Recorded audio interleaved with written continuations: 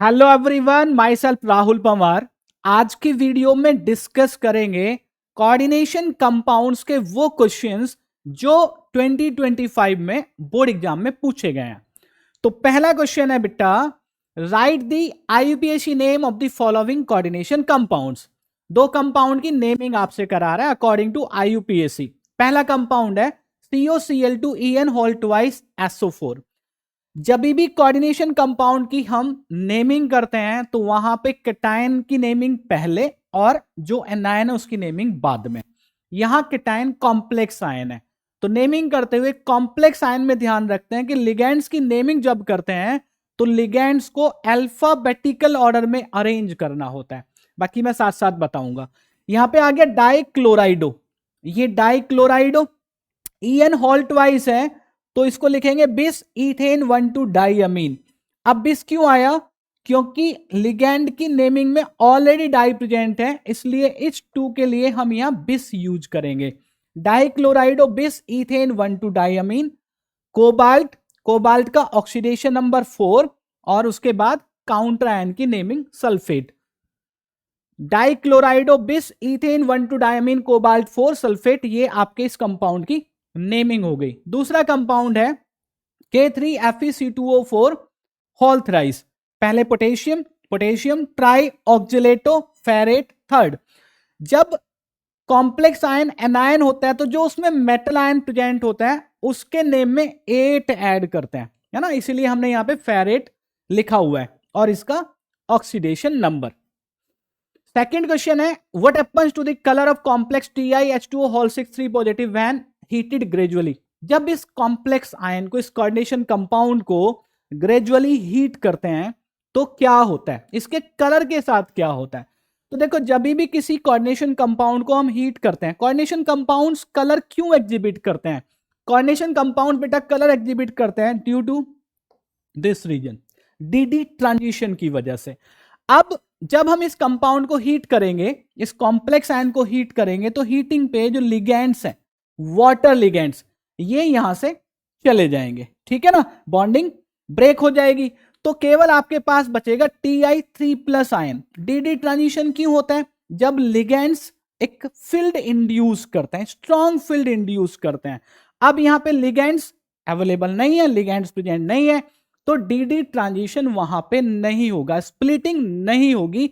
इस वजह से ये कंपाउंड यहां कलरफुल था, अभी ये कलरलेस हो जाएगा। तो हीटिंग पे इस कॉम्प्लेक्स आयन का कलर डिसअपियर हो जाएगा। ये आंसर आपको लिखना है।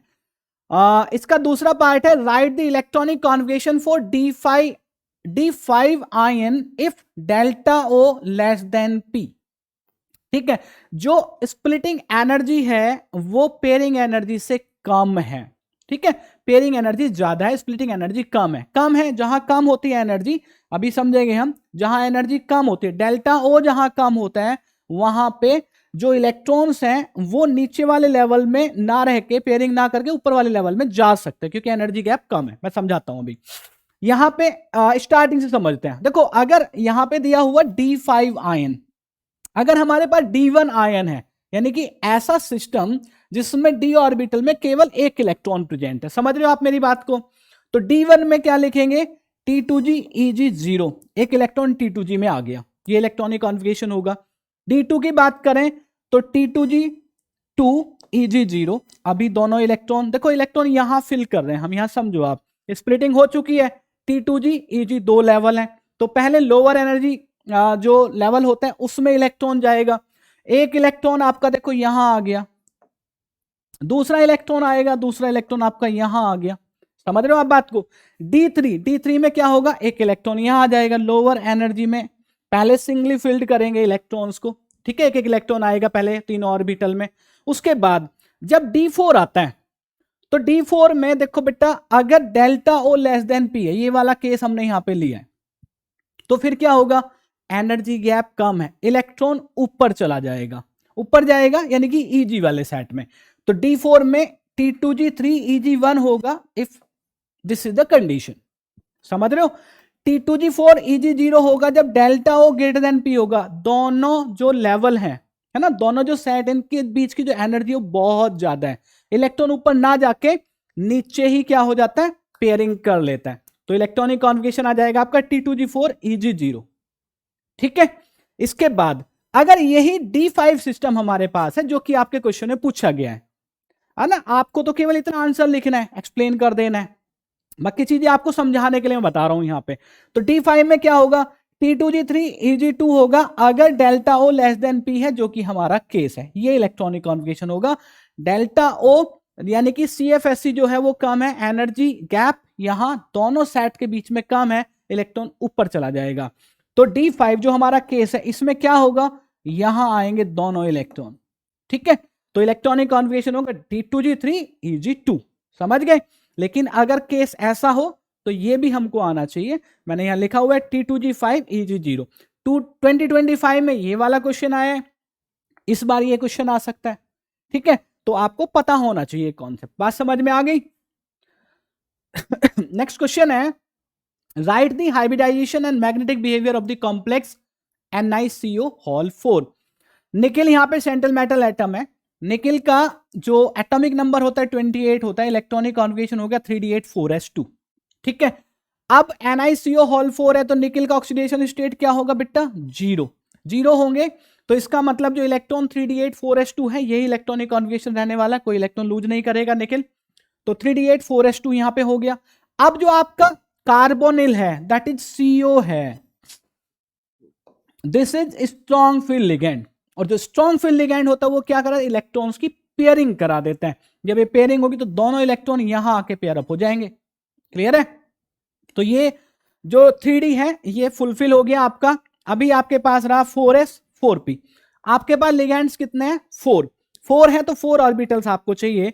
तो यहां पे ये 4s और ये 4p, ये चारों ऑर्बिटल हाइब्रिडाइज हो जाएंगे। और हाइब्रिडाइजेशन क्या होगी, एक s है 3p है, तो हाइब्रिडाइजेशन आपका हो गया sp3। ये आपका आंसर मिल गया। हाइब्रिडाइजेशन क्या है भाई, sp3 है।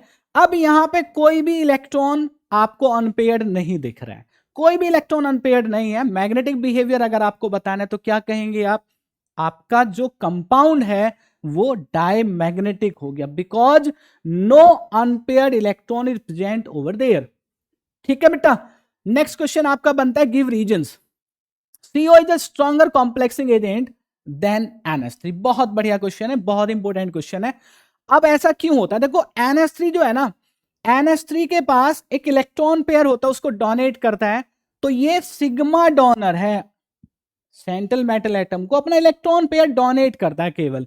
जबकि CO वाले केस में क्या होता है, अगर CO आपका लिगेंड है तो वहां पे क्या होगा, वहां पे सिग्मा डोनेशन होगा। एक बात, सिग्मा डोनेशन का मतलब है कि CO का जो कार्बन है अपना एक electron pair central metal atom को देगा। क्लियर है। अब क्या होगा, वहां पे बैक बॉन्डिंग भी होगी। जो मेटल है, मेटल भी अपने एंटी बॉन्डिंग से कार्बन के बॉन्डिंग में इलेक्ट्रॉन पेयर देता है, तो वहां पे बैक बॉन्डिंग हो जाती है। इसकी वजह से इस बैक बॉन्डिंग को क्या कहते हैं, हम सिनर्जिक इफेक्ट कहते हैं। और सिनर्जिक इफेक्ट की वजह से जो कार्बोनिल है ये बेटा मेटल के साथ, सेंट्रल मेटल एटम के साथ स्ट्रॉन्ग बॉन्ड बना पाता है। ठीक है, इसलिए हम कहते हैं कि जो CO है it is a stronger complexing agent, और बाकी सबके अलावा NH3 यहां पे कोई दूसरा भी आ सकता है। क्लियर हुई बात। दूसरा इसका पार्ट है ट्रांस आइसोमर ऑफ कॉम्प्लेक्स, ये आपका कॉम्प्लेक्स आयन है, इज ऑप्टिकली इनएक्टिव। इसका ट्रांस आइसोमर देखेंगे पहले कैसे बनेगा। ट्रांस में देखो आप, जो Cl है वो क्या होंगे, अपोजिट साइड होंगे, ये ट्रांस आइसोमर है बेटा। अब आप देखो, जब ऑप्टिकली इनएक्टिव क्यों होता है, क्योंकि जब इसकी इमेज देखेंगे, दूसरा कंपाउंड इसकी क्या होना चाहिए, मिरर इमेज होना चाहिए। और मिरर इमेज भी कैसी, super non super imposable mirror image. लेकिन जो इसकी मिरर इमेज होगी वो कैसी होगी, सुपर इंपोजेबल होगी। और सुपर इंपोजेबल मिरर इमेज अगर बेटा कोई भी कंपाउंड बना रहा है, इसका मतलब है कि वो कंपाउंड ऑप्टिकली इनएक्टिव है। नेक्स्ट क्वेश्चन है, name the type of isomerism exhibited by following compounds, also draw there corresponding isomers. Isomerism पे क्वेश्चन आता है, हर बार आता है, पढ़ के जाना। कंपाउंड है CONH3 हॉल 6, CrCN6। जो कीटायन है, एनायन है, दोनों कॉम्प्लेक्स आयन है और ऐसे कंपाउंड कोऑर्डिनेशन आइसोमेरिज्म शो करते हैं। दूसरा आइसोमर इसका कैसे बनेगा, जो लिगेंड्स हैं वो इंटरचेंज हो जाते हैं, तो हमारे पास ये वाला कंपाउंड बनता है जो इसका कोऑर्डिनेशन आइसोमर होगा। देख लो यहाँ पे CO के साथ NH3 है, यहाँ CO के साथ CN है, ठीक है, यहाँ CR के साथ CN है, यहाँ CR के साथ NH3 है। जो लिगेंड्स हैं वो इंटरचेंज हो जाते हैं बेटा, ठीक है, कोऑर्डिनेशन आइसोमेरिज्म होगी। दूसरा कंपाउंड है COEN होल थ्राइस 3 पॉजिटिव, ये ऑप्टिकल आइसोमेरिज्म शो करता है, ठीक है। ऑप्टिकल आइसोमर्स आप इस तरह से दिखा देंगे, एक डी फॉर्म बनाएगा, एक एल फॉर्म होगी, ठीक है, एक डी फॉर्म, दूसरा एल फॉर्म। तो ये कंपाउंड एक दूसरे की non super imposable mirror image है, इसलिए ये क्या होते हैं, ऑप्टिकल आइसोमर्स होते हैं। और ये फिनोमिनन कौन सा होगा, ऑप्टिकल आइसोमेरिज्म होगा। CONH3 whole thrice NO2 whole thrice, आपको ध्यान दिला दूं, अगर आपके पास इस तरह का कोई भी कोऑर्डिनेशन कंपाउंड है, ज्योमेट्रिकल आइसोमेरिज्म शो करता है, और ज्योमेट्रिकल आइसोमेरिज्म में भी फेशियल मेरिडायनल, ठीक है, और स्ट्रक्चर्स जो बनाते हैं वो इस तरह से बनाते हैं। फेशियल में आप देखोगे कि जो सेम टाइप ऑफ लिगेंड है वो सेम फेसेस पे प्रेजेंट है, जबकि यहां ऐसा नहीं है, ये यहां आ गया, मेरिडियन पे आ गया, ठीक है। तो ये फेशियल आइसोमर हुआ, ये मेरिडायनल आइसोमर हुआ। बात समझ में आ गई, क्लियर है। Next question, differentiate between weak field ligand and strong field ligand, how does the strength of the ligand influence the spin off the complex. समझना आप क्वेश्चन को। देखो वीक फील्ड लिगेंड में क्या होता है, जब वीक फील्ड लिगेंड होते हैं तो यहां पे जो डी ऑर्बिटल्स में स्प्लिटिंग होती है वो एनर्जी कम होती है, स्प्लिटिंग कम होती है, एनर्जी गैप T2G और EG में कम रहता है, ठीक है। जब स्ट्रॉन्ग फील्ड रहता है ना, लिगेंड आपका स्ट्रॉन्ग फील्ड इंड्यूस करता है, तो वहां पे जो स्प्लिटिंग होती है बेटा, वो स्प्लिटिंग ज्यादा होती है, इन गैप ज्यादा रहता है, समझ रहे हो आप। ये T2G है, ये EG है, वीक फील्ड वाले में इतना, तो स्ट्रॉन्ग फील्ड वाले में इतना, समझ गए। अब क्या होगा उससे ये होगा कि अब ये स्पिन को किस तरह से इंफ्लुएंस करेगा वो समझो आप। जब delta O greater than P होगा तो वहां पे क्या हो जाएगा, जो इलेक्ट्रॉन्स हैं वो नीचे वाला जो लेवल होगा T2G होगा, उसी में पेयरिंग कर लेते हैं, तो जो कंपाउंड बनेगा हमारा वो लो स्पिन कॉम्प्लेक्स होगा, लो स्पिन कॉम्प्लेक्स, क्योंकि पेयरिंग हो गई। यहां वाले केस में वीक फील्ड लिगेंड वाले में पेयरिंग नहीं होती, इलेक्ट्रॉन EG में चले जाते हैं। इलेक्ट्रॉन जब EG में जाएंगे, अभी मैंने क्वेश्चन में समझाई आपको ये बात, अगर इलेक्ट्रॉन EG में जाएंगे तो इलेक्ट्रॉन्स ऊपर भी है नीचे भी है, ठीक है, तो वहां पे हाई स्पिन कॉम्प्लेक्स बनता है। इस तरह से आपका जो वीक फील्ड लिगेंड या स्ट्रॉन्ग फील्ड लिगेंड है वो कंपाउंड की जो स्पिन है उस पे इंपैक्ट डालता है। नेक्स्ट क्वेश्चन है, account for the following, low spin tetrahedral complexes are not known. क्यों होता बेटा ऐसा, देखो जो डेल्टा T और डेल्टा O के बीच रिलेशन है वो है delta T equals 4/9 delta O, यानी कि डेल्टा T की जो वैल्यू है वो बहुत कम है।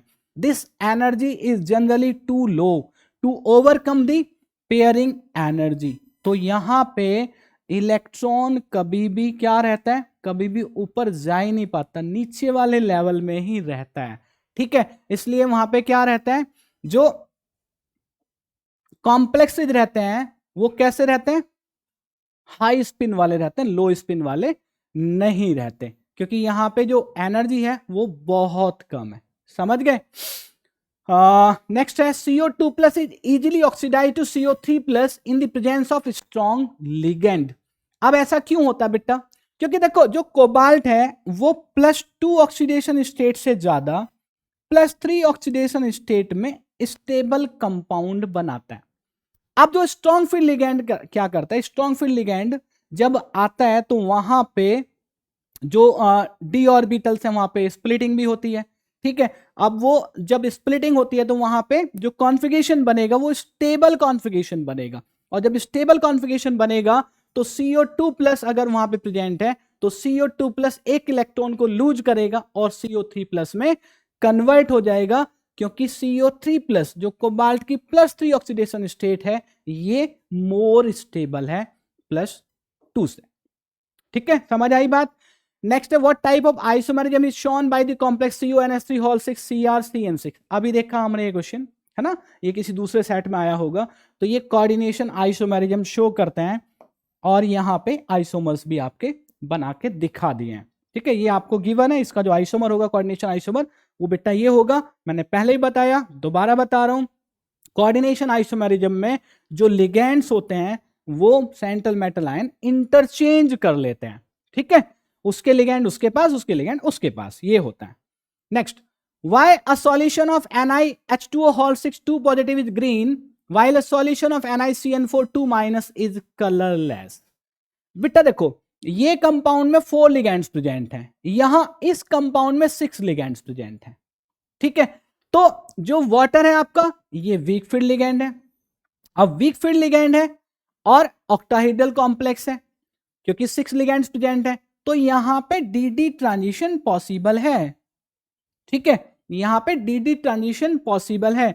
और जो CN माइनस आयन है स्ट्रॉन्ग फील्ड लिगेंड है, स्ट्रॉन्ग फील्ड लिगेंड है, पेयरिंग कराएगा तो स्क्वायर प्लेनर कॉम्प्लेक्स बनेगा, क्योंकि 4 लिगेंड्स आर प्रेजेंट ओनली। तो यहां पे कोई स्प्लिटिंग नहीं होगी, यहां पे कोई स्प्लिटिंग नहीं होगी। और जो कलर एग्जिबिट करते हैं कोऑर्डिनेशन कंपाउंड बेटा वो करते हैं डी ट्रांजिशन होने की वजह से। स्प्लिटिंग होगी, डी ट्रांजिशन होगा तो कलर आएगा। यहां पे कोई भी डी ट्रांजिशन नहीं होगा क्योंकि स्प्लिटिंग ही नहीं होगी, no splitting at all. Write the IUPAC name of the following complex CONH3 whole 5 CO3 Cl। ठीक है, देखो आप, है ना, ये हम सीख चुके पहले भी, लेकिन आप देखो पेंटाअमीन कार्बोनेटो, लिगेंड्स को अल्फाबेटिकल ऑर्डर में अरेंज करना है तो पेंटाअमीन कार्बोनेटो, उसके बाद central metal atom cobalt, third इसका ऑक्सीडेशन नंबर, और ये काउंटर आयन क्लोराइड। तो नाम क्या हुआ, पेंटाअमीन कार्बोनेटो कोबाल्ट थर्ड क्लोराइड। IUPAC पे क्वेश्चन कोऑर्डिनेशन कंपाउंड से जरूर पूछा जाता है। What is meant by chelate effect, give an example. बहुत बढ़िया क्वेश्चन है ना। द चिलेट इफेक्ट, समझना आप बात, refers to the increased stability of coordination compounds।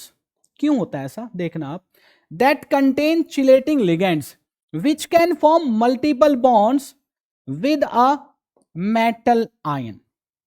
Chelating ligands क्या होते हैं, चिलेटिंग लिगेंड्स एक से ज्यादा बॉन्ड सेंट्रल मेटल एटम या आयन के साथ बना पाते हैं। ठीक है, ऐसे लिगेंड्स जो एक से ज्यादा बॉन्ड बनाते हैं, एक से ज्यादा कोऑर्डिनेट बॉन्ड बनाते हैं, उनको हम कहते हैं चिलेटिंग लिगेंड्स। अब चिलेटिंग लिगेंड्स की वजह से क्या होता है, जो आपका कोऑर्डिनेशन कंपाउंड है उसकी स्टेबिलिटी बढ़ जाती है, और ये कोऑर्डिनेशन कंपाउंड का ज्यादा स्टेबलाइज्ड हो जाना due to the presence of chelating ligands, इसको हम क्या कहते हैं, this is known as chelating effect, chelate effect. ठीक है बेटा, PtCl2 dot twice NH3 does not react with AgNO3, what will be its formula। Formula कैसे निकालते हैं, अब AgNO3 के साथ अगर ये कंपाउंड इस मॉलिक्यूलर फॉर्मूला का कंपाउंड रिएक्शन नहीं करता, इसका मतलब है कि जो आपके Cl लिगेंड्स हैं, है ना, Cl ion as a ligand वहां पे प्रेजेंट है, यानी कि वो बाहर नहीं है, बाहर नहीं है। इसका मतलब जो कंपाउंड का फॉर्मूला बनेगा वो क्या बनेगा बेटा, PtNH3 होल ट्वाइस Cl2। अगर AgNO3, मेरी बात ध्यान से सुनना, अगर AgNO3 इस कंपाउंड के साथ रिएक्शन करता तो इसमें Cl बाहर होता, क्योंकि AgNO3 Cl माइनस के साथ रिएक्शन करता है और व्हाइट PPT ऑफ AgCl देता है। ठीक है, क्लियर हुई बात। कॉन्सेप्चुअल क्वेश्चन है, बढ़िया क्वेश्चन है।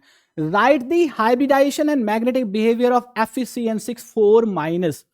फिर वही on the basis of VBT FeCN6 4-।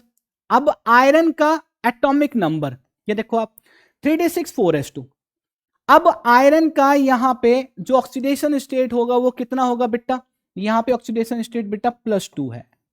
ठीक है, तो +2 में जो इलेक्ट्रॉनिक कॉन्वोकेशन होगा वो होगा 3d6, यानी कि 4s के दोनों इलेक्ट्रॉन लूज कर चुका है। इलेक्ट्रॉनिक कॉन्वोकेशन अब ऑर्बिटल्स में देख लो, 3d6 4s vacant 4p vacant. Clear है?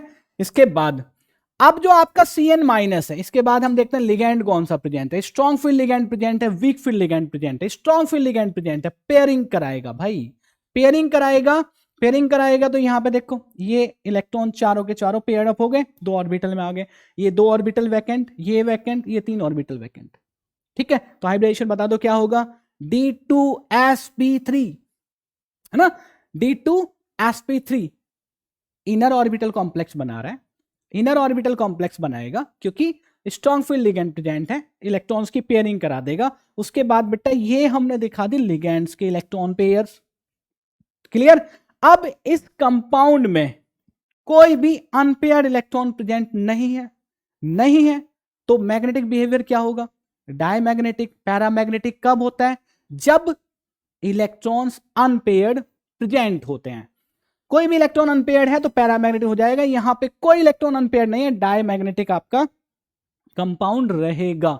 Difference between double salts and complex compounds. अब डबल सॉल्ट्स क्या होते हैं बेटा, देखो एग्जांपल यहां पे लिखा हुआ कार्नेलाइट है ना, KCl MgCl2।